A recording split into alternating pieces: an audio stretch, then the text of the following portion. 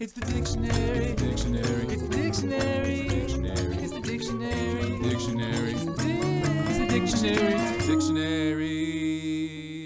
Hello, word nerds, and welcome to another pre-F bonus episode. More new words. This one and the next one are the last of the pre-F bonus episodes, and then what? How did we get here? The Fs are gonna start airing. I would like to remind you that if you join Patreon, my Patreon, the link is in the show notes. First of all, it's only $1 a month, $1 American dollar a month, and if you were to join right now, you would already have the first 8 episodes of F. And based on that information, I got a new patron, Janelle.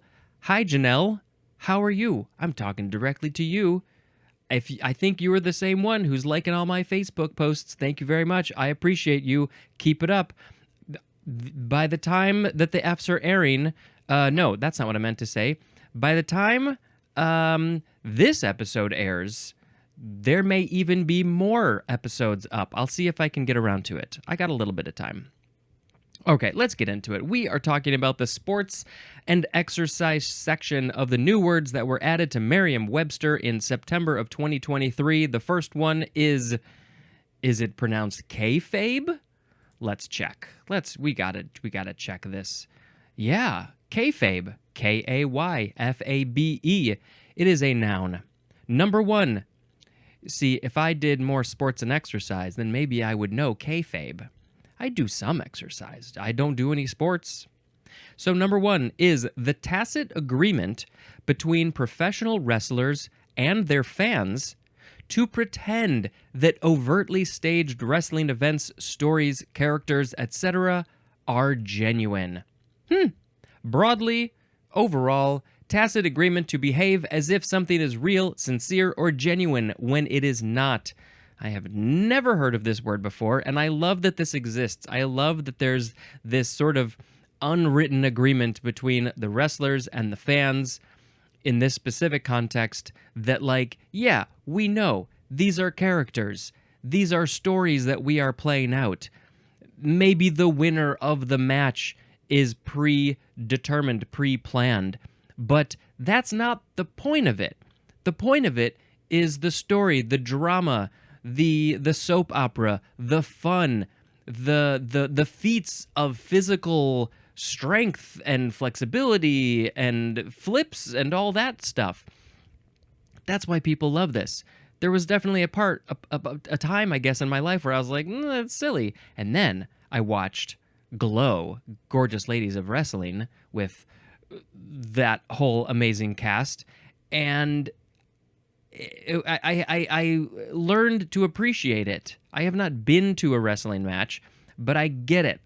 I see how fun it is, especially if you keep up with it. If you follow these characters, it's like a live movie, live TV show. If you keep up with them, you are going to see how this drama plays out. So I very much appreciate this word kayfabe. Don't know where it's from. Let's look at this other page. Does it have an etymology? Looking. I don't know. My brain is not. Here we go. It says of obscure origin. Given that kayfabe may deliberately have been coined to be as opaque as possible, it is not surprising that the etymology of this word is obscure. Could be a permutation of be fake. Maybe some big Latin. Interesting. All right, number 2 for kayfabe is the play acting involved in maintaining kayfabe. I have a feeling I will now hear this word at some point, and I'll be like, I know that word! I learned it! The play acting involved is called kayfabe. Next word, kiss and cry. 3 words with hyphens. It's a noun, and this is an area adjacent to a skating rink where figure skaters wait for their marks immediately after performing in a competition. This is the place where they are done with their routine. They are so happy that they did a good job. They're crying maybe at that point. They hug and kiss maybe their trainer, the person who's helping them. Maybe a family member is there. They kiss them and hug them, and then they get their scores. Right? I think this is probably the same place. Yes, they wait for their marks. They get their scores, and then maybe if their scores are really good, they cry even more. And if the scores are really bad, then they will cry even more. Kiss and cry. Why did it take so long for that to get into the dictionary? The next one is Tabata. How do you pronounce this one? It looks like Tabata. Tabata, yeah. T-A-B-A-T-A. This is a noun, and this is a type of high-intensity interval training that usually consists of 8 sets of exercises, such as jumping jacks, each performed at maximum intensity for 20 seconds, interspersed with a brief rest of 10 seconds. Oh, this sounds intense. So you got to go all out, to use a term from Orange Theory. You got to go all out for 20 seconds, and then you get 10 seconds to chill. And then you got to do it again for 20 seconds. You got to do that 8 times. All right, we must look at the etymology for this one, because I feel like there's got to be something. Oh, here we go. It's after Uzumi or Joseph Tabata, born 1956, Japanese physiologist who contributed to the development of the training regimen. So, yeah. So, is he still around? Is he still alive, Joseph Tabata? I don't know. I hope so. He got his name into a whole thing that explains how to train. Jumping jacks, the strongest jumping jacks you can give for 20 seconds, 8 times. Okay, I will try and look out for this word too. Next is battle rope.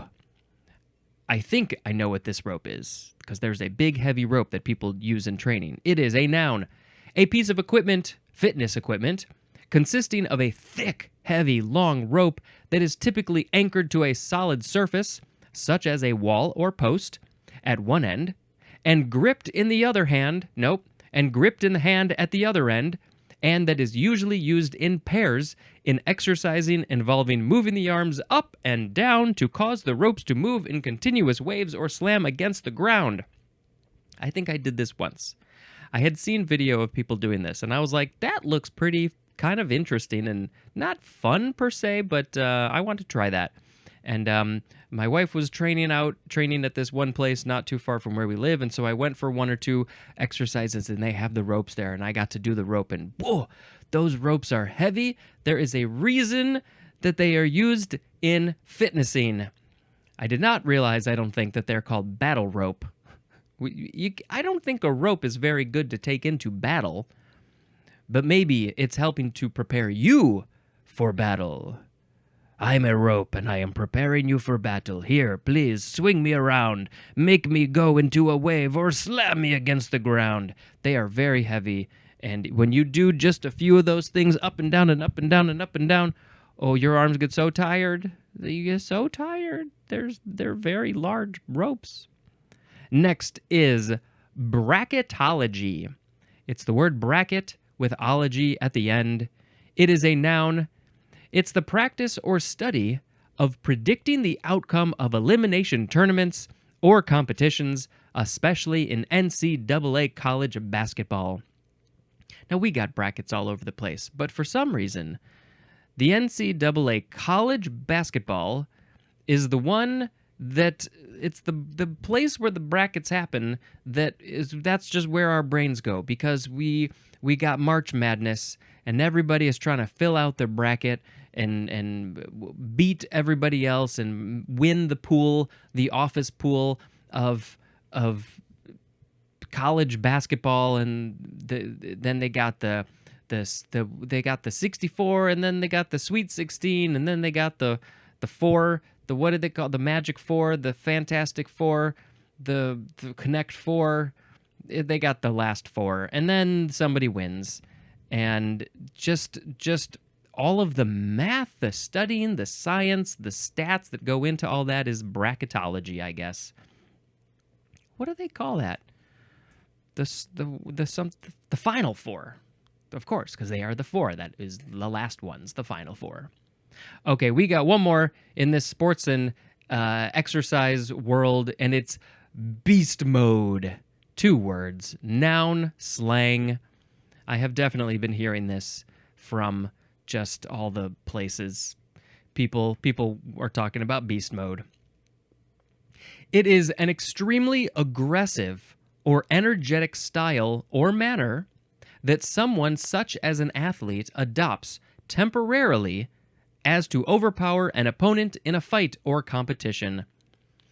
When you need to beat your opponent, you gotta get into beast mode. If your normal mode, if human mode isn't quite getting you there, you're not winning in human mode, you gotta flip the switch and go into beast mode. And then you might win. But what if they also go into beast mode? What?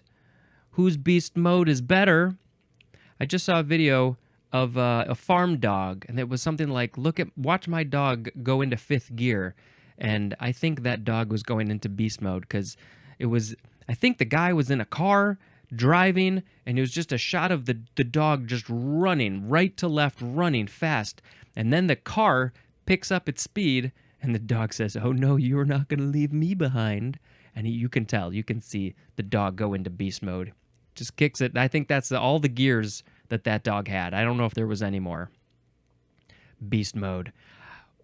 I think when I was younger, I don't have a temper. It takes a lot to get me mad. But it was a little bit easier to get me mad when I was young, which I was not good. I think there were a couple of times where I may have gone into beast mode a little bit. I didn't beat up I didn't hurt anybody or anything like that. But there was a Hulk anger inside of me, and I hope it never has to come out. But if I'm in a very certain situation and somebody's really not treating me or the people I'm with well, I may have to go into beast mode, and I would be scared for everybody when I go into beast mode. Rawr.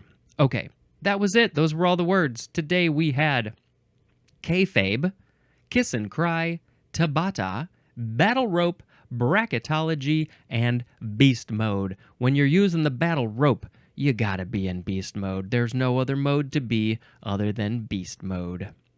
I like to be in worm mode. Thank you very much for checking out this show.